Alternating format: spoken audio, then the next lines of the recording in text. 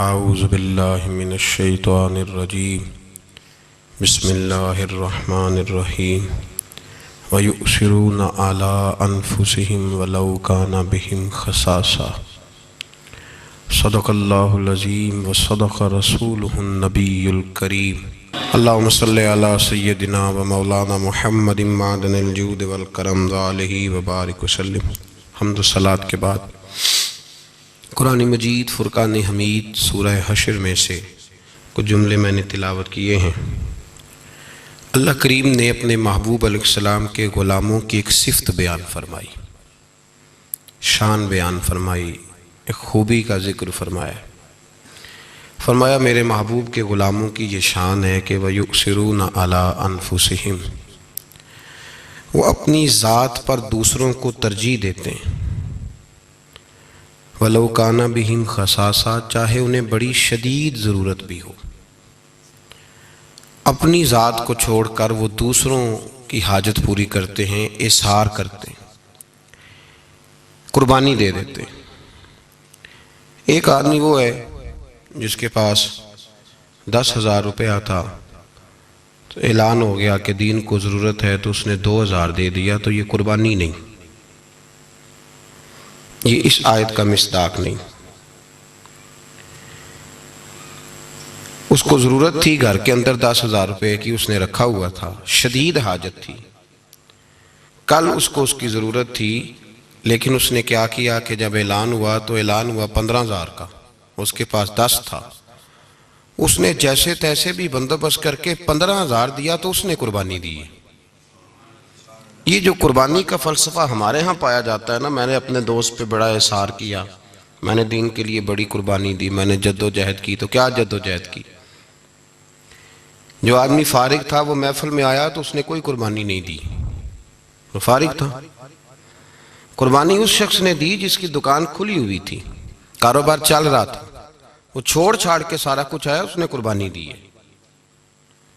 جو آدمی بوڑھا ہو گیا، ریٹائر ہو گیا، مسجد آ کے بیٹھ گیا، اللہ اللہ کرنے لگا، اس نے کوئی قربانی نہیں دی، تو فارغ تھا تو آ گیا۔ کمال اس شخص کا ہے جس کے اندر طاقت تھی، قوت تھی، گناہ کر سکتا تھا، معاذ اللہ سارے برے عیب وہ حاصل کر سکتا تھا، لیکن اس نے اللہ کی رضا کے لیے اپنے نفس کو کچل ڈالا، اپنی خواہشوں کو ذبح کیا، خدا رسول کو راضی کیا، تو اس نے قربانی دی۔ ایک قربانی کا فلسفہ وہ ہے جو ہمارے ہاں پایا جاتا ہے، میں نے بڑی قربانی دی، کیا قربانی دے دی جی؟ قربانی میں نے یہ دی کہ میں نے 2.5% زکوٰۃ دی۔ یہ قربانی نہیں بھائی، یہ تو تیری ذمہ داری ہے، ذمہ داری کو تو قربانی کہہ رہا ہے۔ مال کی 2.5% زکوٰۃ دینا ذمہ داری ہے، قربانی اور ذمہ داری کا فرق یاد رکھیں، یہ قربانی تھوڑی ہے۔ میں نے نمازیں پڑھی جی تو آپ نے احسان کیا، یہ ذمہ داری تھی، آپ کی رزق نہیں کھاتے اللہ تعالیٰ کا، رزق نہیں کھاتے۔ میں نے قرآن شریف پڑھا تو آپ نے ذمہ داری پوری کی ہے، میں نے ساری زندگی بیٹھ کے اللہ رسول کی بات سنائی تو بھیا آپ تنخواہ لیتے تھے۔ ذمہ داری اور قربانی میں فرق ہوتا ہے۔ قربانی کیا ہے؟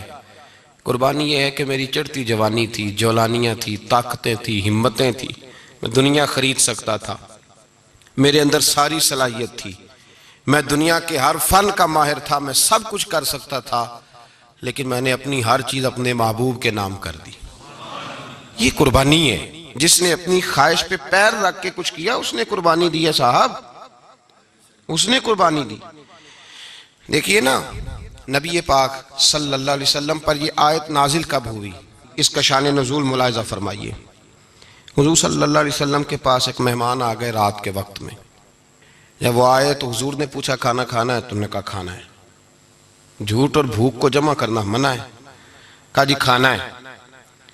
تو حضور صلی اللہ علیہ وسلم نے فرمایا ازواج مطہرات کے گھروں میں پتہ کرو کچھ ہے۔